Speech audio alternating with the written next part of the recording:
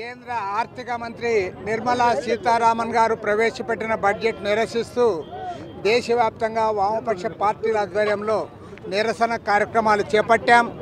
వారం రోజుల పాటు జరుగుతున్న ఈ నిరసన కార్యక్రమాల్లో ఇప్పటికే అన్ని రాష్ట్రాల్లో కూడా పెద్ద ఎత్తున నిరసన తెలియజేస్తూ ఉన్నాం. గత 10 సంవత్సరాలుగా కేంద్రంలో అధికారంలో ఉన్న నరేంద్ర మోడీ ప్రభుత్వం కార్పొరేట్లకు అనుకూలంగా ఊడిగం చేస్తూ వారి ఆస్తులు పెంచే పద్ధతుల్లో ఆర్థిక విధానాలు రూపొందించి బడ్జెట్లు ప్రవేశపెడతా ఉన్నారు తప్ప సాధారణ మానవులు పట్టించుకోవడం లేదు.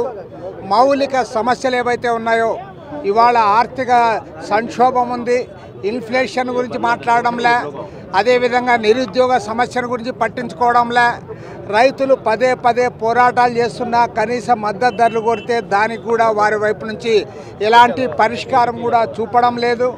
పైగా ఇవాళ 100% ఎఫ్డిఐల పేరుతో ఇవాళ దాన్ని అనుమతించడం వల్ల భారతదేశంలో అనాదిగా లక్షల కోట్ల రూపాయల సంపద కలిగిన ఏవైతే ఇన్సూరెన్స్ కంపెనీలు ఉన్నాయో ఆ కంపెనీలన్నీ కూడా ఇవాళ సామ్రాజ్యవాదుల చేతుల్లోకి, గుత్త పెట్టుబడిదారుల చేతుల్లోకి పోవడానికి అవకాశం ఏర్పడింది. నరేంద్ర మోడీ ప్రభుత్వం కేంద్రంలో అధికారంలోకి వచ్చినప్పటి నుండి అంబానీల, అదానీల కార్పొరేట్ కంపెనీల ఆస్తులు పెంచుతూ ఉన్నాడు తప్ప సాధారణ ప్రజల సమస్యలు ఏ ఒక్కటి కూడా పరిష్కారం చేయలే. 2014 ఎన్నికల్లో ఏవైతే వాగ్దానాలు చేశాడో అందులో ఒక్క వాగ్దానాన్ని కూడా నెరవేర్చలేదు. ధరలు తగ్గించలేదు, ఉద్యోగాలు ఇవ్వలేదు, రైతుల సమస్యల పరిష్కారం చేయలేదు, బ్లాక్ మనీ తెప్పించలేదు. పైగా ఇవాళ కోట్ల రూపాయల సంపదనంతా కూడా ప్రభుత్వ రంగ పరిశ్రమలన్నీ కూడా ఒకదాని తర్వాత ఒకదాని ప్రైవేట్కి అప్పచెప్తా ఉన్నారు. రాబోయే రోజుల్లో భారతదేశాన్ని దివాళా తీస్తూ ఉన్నారు. ఇప్పటికే విదేశీ అప్పులు విపరీతంగా పెరిగిపోయినాయి. అంతర్జాతీయ మార్కెట్లో ఇవాళ మన రూపాయి విలువ గణనీయంగా పడిపోయింది. $1కు 87 రూపాయలు ఇవాళ చెల్లించాల్సి వస్తూ ఉందంటే భారతదేశ ఆర్థిక పరిస్థితి అధ్వాన్నంగా తయారైంది.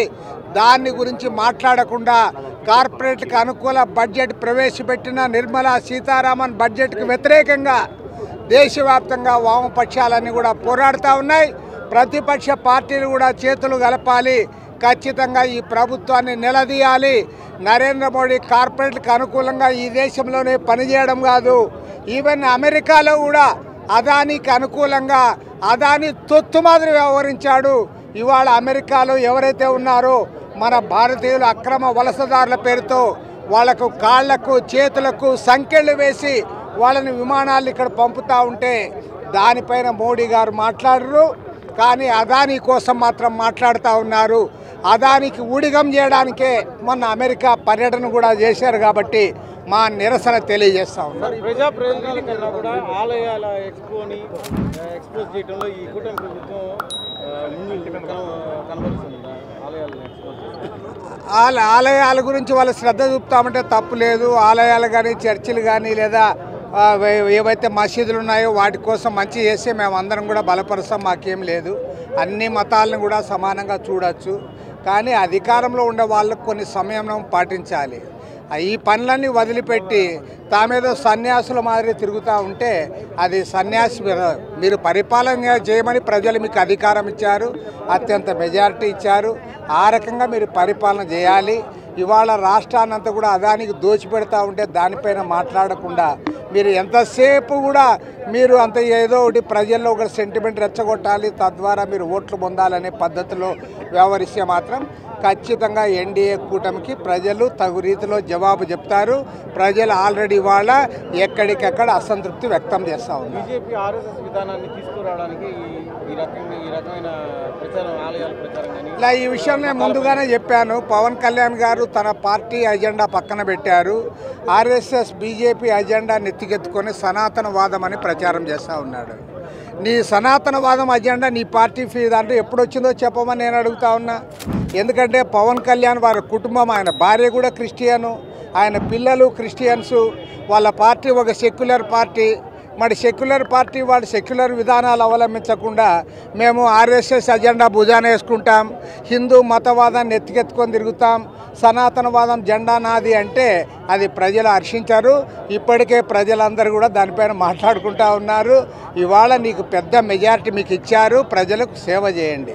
ప్రజలకు సేవ చేసే వదిలిపెట్టి బీజేపీ వాళ్ళు మాట్లాడాల్సిన అసలు పాపం బీజేపీ మంత్రి ఉన్నాడు సత్యకుమార్, ఆయన కూడా ఇంత అధ్వానంగా మాట్లాడడంలే, అతని కంటే కూడా ఇతను అధ్వానంగా మాట్లాడుతూ ఉన్నాడు. కాబట్టి ఏమంటే ఖచ్చితంగా చెప్తాను, ఇది పక్కా ఆర్ఎస్ఎస్ హిందూ మతోన్మాదుల అజెండా. అది సనాతనవాదం వల్ల ఎప్పుడు దేశం ముందుకు పోలేదు. ఇవాళ ప్రజలు ఇంతో ప్రగతి సాధించారంటే మన దేశం కూడా ప్రపంచంలో ఇంతో పోటీలో నిలబడతా ఉందంటే శాస్త్ర సాంకేతిక రంగాల్లో మనం ముందుకు పోతున్నాం. కాబట్టి ఈ మాత్రం సాధ్యమైంది. సనాతనవాదం వల్ల మాత్రం ఏమైండేది కాదు. పవన్ కళ్యాణ్ ఈ విషయం తెలుసుకోవాలని కోరుతా ఉన్నాను. ఖచ్చితంగా బీజేపీ వాళ్ళ పని అది అందరినీ బ్లాక్మెయిల్ చేయడము, తమ మాట మాట్లాడాలని చేస్తూ ఉన్నారు. ఎవరైతే తమకు అనుకూలంగా ఉంటారో వాళ్ళని నెత్తినెత్తుకొని ఊరేగుతారు. ఎవరైతే వాళ్ళకు వ్యతిరేకంగా ఉన్నారో వాళ్ళపైన కేసులు పెట్టి అక్రమంగా జైలుకు పంపడానికి కూడా సిద్ధమవుతూ ఉన్నారు. వ్యవస్థలంతా తమ గుప్పెట్లో పెట్టుకొని కేంద్రంలో అధికారంలో ఉన్న నరేంద్ర మోడీ ప్రభుత్వం భారతదేశంలో బ్లాక్మెయిల్ రాజకీయం చేస్తూ ఉన్నారు. ఒకవైపు కార్పొరేట్లు ఊడిగం చేయడం, మరోవైపు బ్లాక్మెయిల్ రాజకీయాలు, వ్యవస్థలంతా తమ గుప్పెట్లో పెట్టుకొని దేశాన్ని సర్వనాశనం చేస్తూ ఉన్నారు. కాబట్టి ఇవాళ వామపక్షాలు దేశవ్యాప్తంగా కూడా నిరసన తెలియజేస్తారు.